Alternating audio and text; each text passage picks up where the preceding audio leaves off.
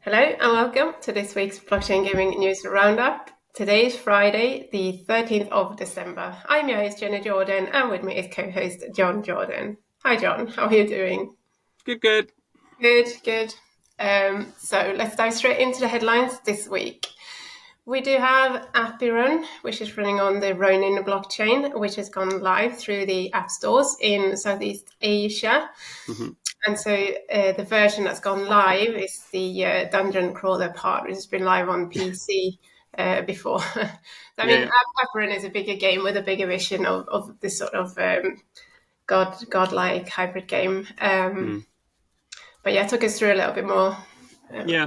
As you say, it's interesting with Apeiron. That it's sort of the concept is very what we call sort of high concept. It's very sort of quite. I think as lots of blockchain games tend to be, they tend to have a very sort of big vision of what they could end up doing.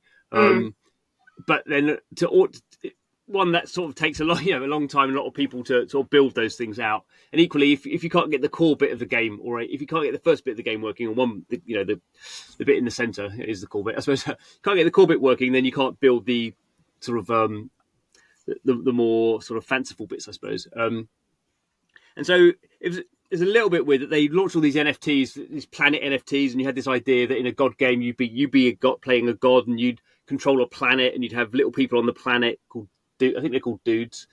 And then the bit that's coming out now is the sort of the battle bit. So you get your dudes and you fight dungeons. And then if you want to, you can sort of destroy the planets and get materials and build new planets, like breed planets. And that was a bit that sort of interested me. But the bit they've just been spending all their time doing is the sort of the nuts and bolts sort of dungeon crawler bit, which is probably less interesting. But anyway, as you say, the PC one's been out for I think over a year now. The token came out at the start of 2024 and absolutely collapsed in value. It's down a lot. But they've had sort of decent amount of on-chain activity. I don't think that's through the game. I think that's generally in the ecosystem and stuff. So, and they're a Hong Kong-based team. And so I think they're very focused on Southeast Asia. I think for them, really, the year has been about sort of concentrating their activity on the stuff they feel they can do well. And the God stuff is sort of, I guess, that was got them interested in making the game to begin with and got people buying the NFTs and stuff back in whenever it was 2022. But that's, if they can't get this community based around this sort of core dungeon sort of crawling bit, then there's the rest of it is not going to happen. So it's sort of slightly annoying that it's not available for sort of the rest of the world.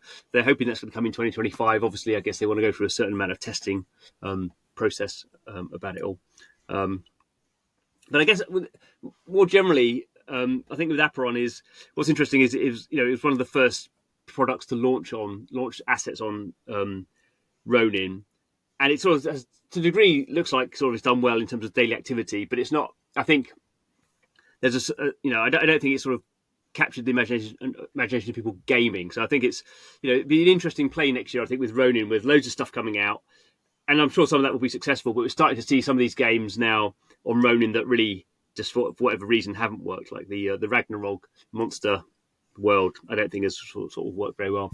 And obviously, we've had some games that sort of launched on Ronin, then sort of came off Ronin, and next year we're going to have permissionless Ronin, so they're going to have their sort of ZK EVM sort of infrastructure up, and anyone can go on that. So we're going to see a lot more activity on Ronin rather than these sort of hand-picked games. But it's sort of interesting from that point of view.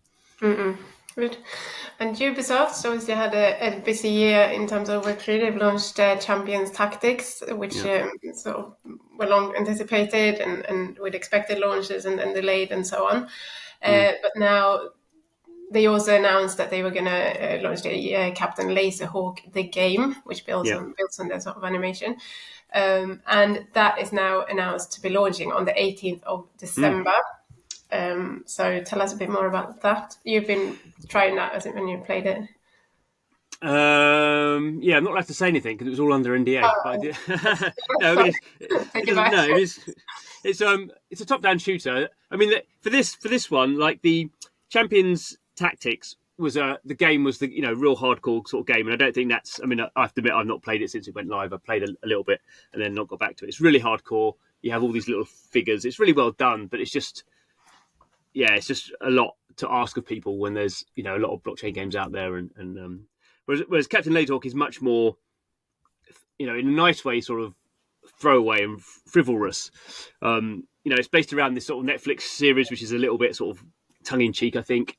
And the game itself is pretty sort of generic. It's like a top-down shooter. You just run around shoot. It's like really fast. Even I felt sort of skilled at it, which probably goes to show. I was probably playing a lot of bots, but you just sort it's like I can't. Can I say? I don't know. It's a top-down shooter. You just run around shooting people. It's just very fast. Not long sessions. There's not really a lot of tactics. You're sort of just picking up stuff and shooting people. Then ending up on a leaderboard. I don't say anymore if you weren't allowed to say anything. No.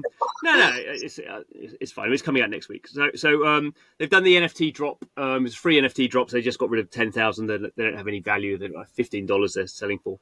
But what they're trying to do is I think they're trying to experiment with some, not so much the game. The game's sort of like a bit of almost like almost like the bread of the sandwich, and the filler bit is actually trying to get some governance in there and community and get people just playing this very simple game.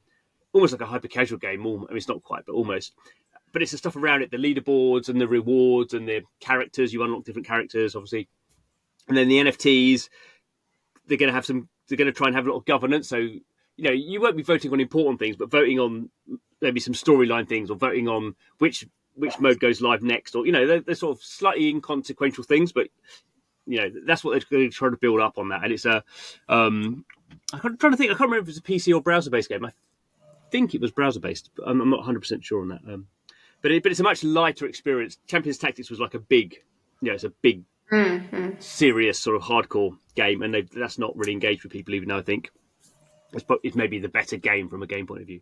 But Laserhawk is going to be quite fun. Good. Now, we've been wondering for some time, really, what Laguna Games, Web3 developer, are up to. And this week we sort of found out that partly they've changed the name or rebranded to call themselves Laguna Labs now, but that's not kind of the major news, although part of the sort of new direction, I suppose. But so recently, or previously this year, they handed over sort of the flagship game Crypto Unicorns to the Crypto Unicorn DAO. And so the operations and development of that project is completely in the hands of the DAO now, and Laguna Labs have moved on, and they've been working on a fully on-chain game called Neo Olympus, which the sort of news has been out there for a while, but we've just not picked up on it really, and no one else has either, as it seems. So they're working on this game. It's going to be launching on the base-based chain B3. And the first mint is going to be on base in January. Can you talk a little bit more about what you know? We don't know that much yet, really. No, they only announced it, to be fair. They only announced it the 5th of December. Actually, they announced it, but they didn't really sort of put it out that much. I mean, we've sort of known Crypto Unicorns. I mean, it launched, the start of 2022, was it, on Polygon? One of the first games to launch on Polygon was, as it was back at the time, then pretty successful. The NFTs were like $1,000, the usual sort of fun and games. And I think that game did work. I mean, I played it a bit, and they brought out various different modes, and they tried hard to sort of scale it and have different sort of Web 2 games using the IP. And, it was sort of ambitious. I sort of felt they were too ambitious. It's the game. I think you could tell the velocity had come out of that game. They had a slightly complicated sort of system as well, where they were running some things on Polygon and some things they were running sort of on their own Polygon sort of L2 or L3, and it was always very complicated to know. You had to move things between your wallet and the game wallet and stuff. It was a bit clumsy. No, it only migrated to Excel. Yes. So I think for them, I think internally they probably knew they had to do something, but they knew that game wasn't gonna. That it sort of run its race. So they moved it over to Exia, the L3, and that was quite a complicated task because they had loads of NFTs. So they did all that, and it sort of worked. But by that stage, there was they got some press around it. We wrote about it, but no one was coming back into that game. and so they've not rugged it, but they've done the best they can, I think, in the circumstances, which they left the DAO with $1 million worth of ETH for sort of, if anyone wants to come along and put in proposals to make things, and maybe someone will come along and make a mobile version of it, but it's just, DAOs, you can give DAOs money, but you can't. Money doesn't make DAOs do good things. I can't. I'm an NFT holder. I don't know. I've got like three or four lands in crypto unicorns, and I can't remember, like 5 unicorns, but that's just sunk value now. If someone does something with it, great, but that's gone. That's not Laguna Labs made. They probably made some tactical mistakes, but it's not it's not their fault from that point of view. Games are hard to do, so we sort of move on. And as you say, they've got this new one coming out. It's a fully on-chain game. So Crypto Unicorns was a fully on-chain game, but we weren't really using the term then, and the infrastructure wasn't really there for it. That was one of the reasons they had problems, I think. Whereas this one, obviously, fully on-chain games now are a much bigger thing. So it's running on the B3 blockchain based on Base. It's using the Mud engine from Lattice, which is the same engine being used by Eve Frontier. So that's a fully on-chain game engine. So from an infrastructure side, they've got a much cleaner, obviously, situation. They're doing an NFT mint start of January, and we'll sort of see how it goes. I think it's like a battling, like a lot of these on-chain games tend to be like a PvP sort of battling sort of game. So I'm talking actually to the CEO next week, so I'll be putting out a podcast in early January, hopefully, get a bit more information. But it's just one of those things. I think people obviously do get annoyed if they spend a lot of money buying assets and then they go to zero. But equally, that's sort of why everyone says, crypto in general is very risky. You can lose all your money. It's not really anyone's fault. It's just how it goes. I think the community is some people in the community are a little bit peeved, which may be why Laguna weren't overly promoting this. They're sort of, but they're quite well connected. They raised, they raised like 15, 16 million, I think, back in the day. So they've probably got money still to be doing stuff. Probably not as much as they would want, but they get a second crack of the whip. Yeah. Mm-hmm. Another fully on-chain game that's been in the headlines this week is Soccerverse, which is launching on the 9th of January 2025. Yep. Yes, so that's a fully on-chain game, also running on Polygon, and you know quite a lot about this game, John, so hand over to you. Yeah, so I've been working with Soccerverse since 2018 as an advisor. I would say they're the brains. I'm not really. Hopefully help them out on some things. But it's been a long road. But they've sort of, over the last year, really sort of staffed up. They've had funding now from Hero Capital and Square Enix to sort of get it to where they want it to be. It is it's an interesting sort of product. You say it's a fully on-chain game around sort of soccer, football. Where there's lots of different roles. You can be a manager of a team. There's only a certain amount of managers you can be because you're managing real life football clubs. So I think 3,500 managers, and they do all the management stuff, the tactics, and trading players is a big part of it, transferring between clubs, and you also have player agents. So you could be an agent of a player, and you get some of his payment, and you could also, as in the real world, if your player's not getting played, you can sort of actually affect his morale and then sort of ask for a transfer. And so there's that sort of stuff going on. And then there's people who just want to maybe come in and buy sort of they call it influence. So you can buy influence in clubs. You need that to be a manager, in fact. If I have influence in a club and I don't like the manager, I can sort of try and get rid of him and try and get myself as the manager or replace him with a different manager. And you can buy sort of stakes in different players, and their performance will get you, that you get a proportion of their wages. And the real part of that is actually looking for, there's no point buying Messi now because Messi's past his best. But if you know about football, and there's some really good 17-year-old Brazilian who's just started playing for, I don't know, River Plate or something, and he looks great, then obviously he'll be pretty cheap. And over the course of years, his value in the game will go up, his wages will go up, and your proportion of those wages will go up. But it's an interesting game because it's fully on chain. It's quite slow. There's 2 matches a week, so it's not. You can run it on Polygon because there's not loads of transactions happening all the time. And it's sort of, to a degree, you need to know about real world football, but it's not real world football. It's a separate It's its own universe that over time sort of diverges from the real world. So it'll be interesting to see how it goes, really. But yeah, 9th of January is when the game is live and you can start buying packs. So you buy packs and you get influence in these clubs, and then you can become a manager. And the first games will start a couple of weeks after that. So yeah, 18th of January, I think. Yeah. Good, thanks.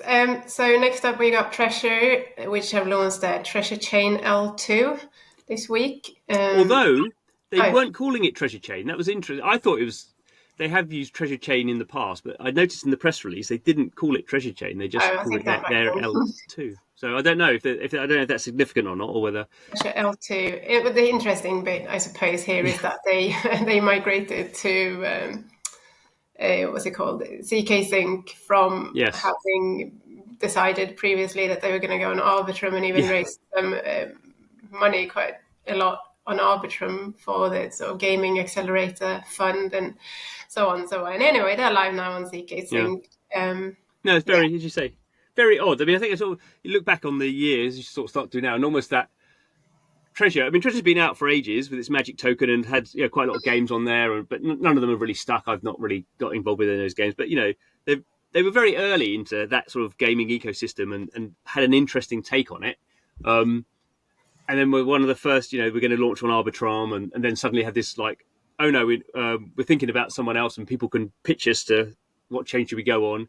But even at that same time, they go to Arbitrum and say, you need more gaming, so let's set up a $200 million fund for gaming. And then like a month later say, oh, but we're not on Arbitrum. It's like, you guys were the ones who put, I mean, this is bizarre. There's some hidden story there about why they did. And then they went to ZKsync, which you say, I don't know, technically, it's probably great, but there's not a lot of games on there. So it's just the whole thing just seems really, really odd. No, just a question. Do you think part of this is because it's run as a DAO? And could that be sort of one of the reasons? If you had a more centralized... No, I don't know. I'm really guessing. I think, it is a DAO, but I think it's a pretty... there's some key players in that DAO who I think, have consensus on what's going on there. Didn't seem to be a lot of discussion about we should stay with Arbitrum. I don't know. There's just something weird behind the scenes has clearly happened there. I would say. So I mean, what springs to mind is all those critics that kind of go, "Oh, Web3 gaming is just like a bunch of kids messing around, not knowing what they're doing," sort of thing, and everything is like poorly run and nothing is executed well, and it's kind of a little bit like, not that to say that Treasure, obviously, really competent people who know way more than I know technically about these things, but equally it doesn't come across as these are people with a clear vision, know exactly where they're going, or maybe the vision is there but they have no plan of how to get there practically, and I don't know. I think there's something behind the scenes. It seems like I can't make a logical step. I mean, if it was technical, just go, Trump can't do what we can and ZKsync can do, which is obviously could be the case if they're doing something really odd or clever or whatever. Then but they didn't say that, and they definitely said it's not really the grant. We have got a grant, but it's not the money. Meanwhile, actually, it also comes to mind that Hytopia news that were out this week, but they are that team, they're very transparent in what is going on, and maybe they don't lay out all the reasons on the table, but most of it, it does make sense. They were once launched as NFT Worlds, and then they rebranded to Hytopia, which did sort of upset some people. Then they were on Polygon, and then suddenly they announced they were going to Arbitrum, and now they decided that they're not at all working on this Minecraft compatible client anymore, which is what they've raised, the funding on and built up promises around and whatnot. And now they're sort of, we can't keep fulfilling this vision because it's too technical, too complex technically, and also too expensive. So, well, I think it was slightly different for them. That's a very, very short version of what's been going on. I think it's full news if you look into that Medium post. It's much better. But I mean, that's sort of interesting. The Arbitrum thing's interesting. If it was a bit like sort of everyone's leaving Polygon, like everyone did, then you clearly there's some systemic thing there. But like some people are leaving Arbitrum, and some technically gifted people are leaving Arbitrum for some reason, and some technically gifted people have chosen Arbitrum for their high chain, which is what Hytopia have done. So it's sort of, that's why it's a bit confusing. I mean, I think Hytopia basically that they're quite a small, sort of inexperienced team, I guess. I guess their naivety was they came out of the Minecraft community and they wanted to add blockchain to Minecraft. Yeah, they thought having blockchain would solve some of the problems that the Minecraft community has in terms of payments for servers and stuff. And because Minecraft is open source, which means anyone can build in that ecosystem, they just thought we'll just build a whole bunch of blockchain stuff, use all the Minecraft tech that we need, and we'll add this blockchain thing, and it will be hunky dory. Obviously, Microsoft, who owned Minecraft, got all sort of uppity and said you can't use blockchain. So even though it's open source, Microsoft have put in they have control to some degree over it.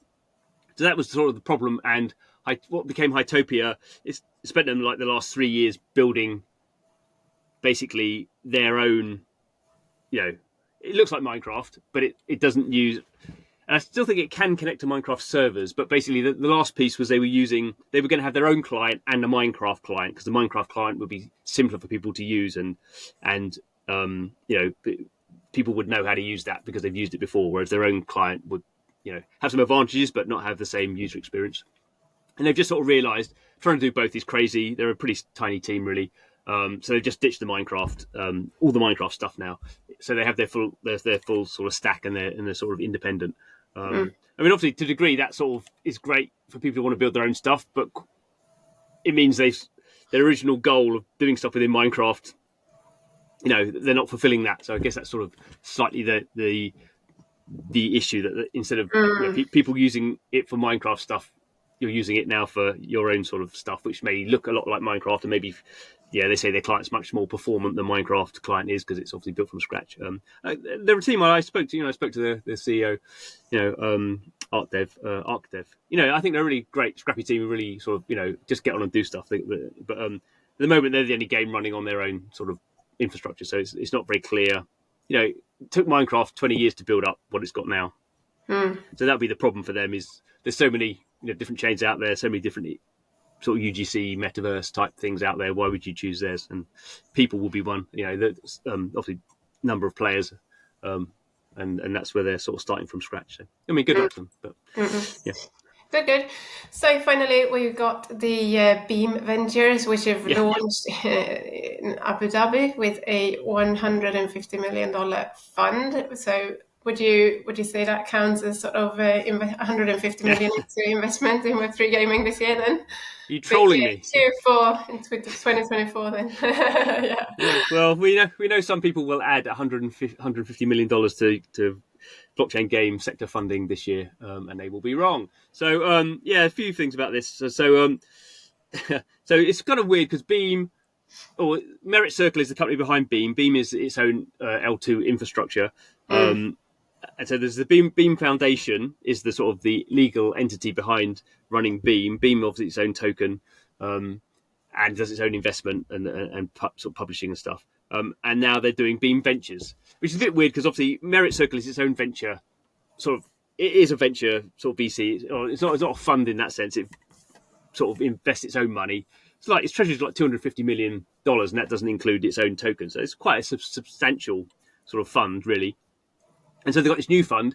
They don't say this is the case, but obviously it's based in Abu Dhabi. Sorry, Abu Dhabi is trying to push itself, as Dubai has been, as a sort of centre of sort of crypto. It sort of comes and goes. There are some teams based in Abu Dhabi. There were more teams based in Dubai. I got the impression that had sort of lessened it over recent years. There was less.